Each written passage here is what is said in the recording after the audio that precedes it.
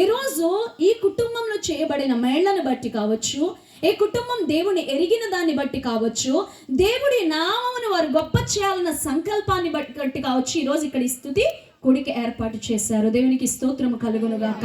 ఈ స్తుతి నీ జీవితంలో చాలా మంచిది. ఏ విధంగా అంటే, మనము సహజంగా దేవుడు ఎన్నో మేళ్ళు తన యొక్క చేతి వల్ల మనకు చేస్తూ ఉంటాడు.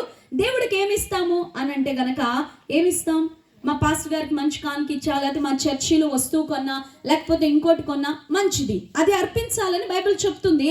అయితే అది దేవుని సేవ కొరకు ఉపయోగపడుతుంది. మరి దేవునికి ఏమి వెళుతుంది అని అంటే గనక, భూలోకంలో నుంచి పరలోకానికి పంపించే బహుమతే స్తుతి.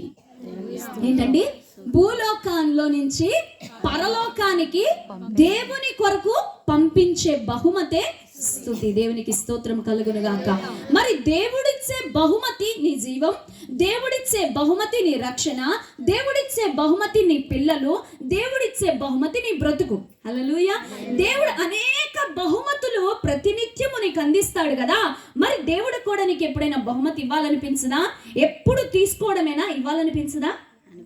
అనిపించదా కదా?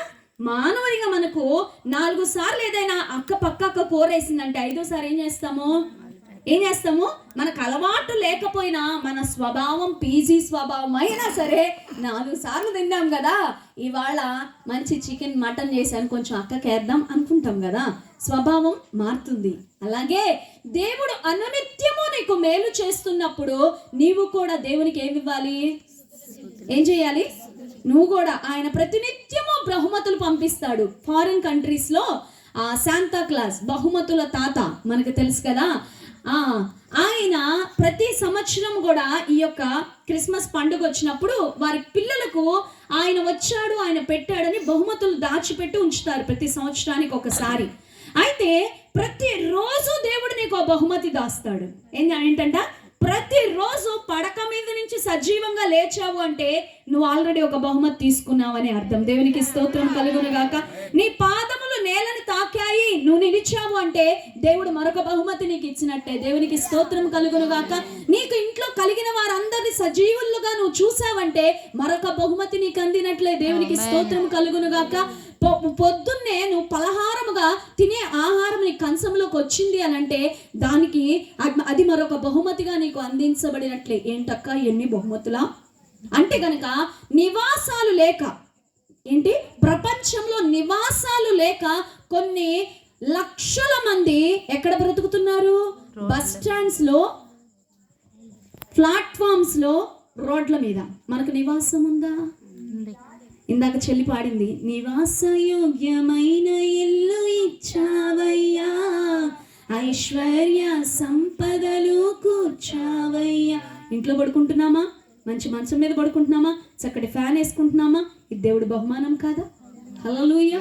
అనేక మంది ప్రజలు ఒక్క పూట ఆహారానికి నోచుకొని వారు అనేకులైతే గనక ఒక్క పూట మాత్రమే ఆహారము తినేవాళ్ళు అనేకులు ఉన్నారట.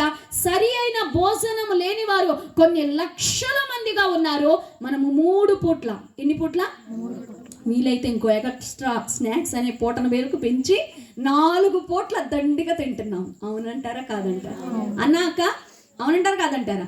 కాస్త నాలుక పీకిందంటే పెద్దదాన్ని వేయండి, ఇంకాస్త పీకిందంటే చిన్నదాన్ని వేయండి. తల్లినో పిల్లనో పెట్టకపోతే శాంతి ఉండదు. అవునంటారా కాదంటారా? తల్లో పిల్లో అన్నంలో ఉండాలా, ఉంటేనే కాస్త ఆత్మారాముడు శాంతిస్తాడు. అలాంటి స్థితిలో దేవుడు నిన్ను ఉంచడము, ఆ రీతిగా నిన్ను పోషించడం దేవుని బహుమతి అంటారా కాదా? హల్లెలూయా, హల్లెలూయా, హల్లెలూయా.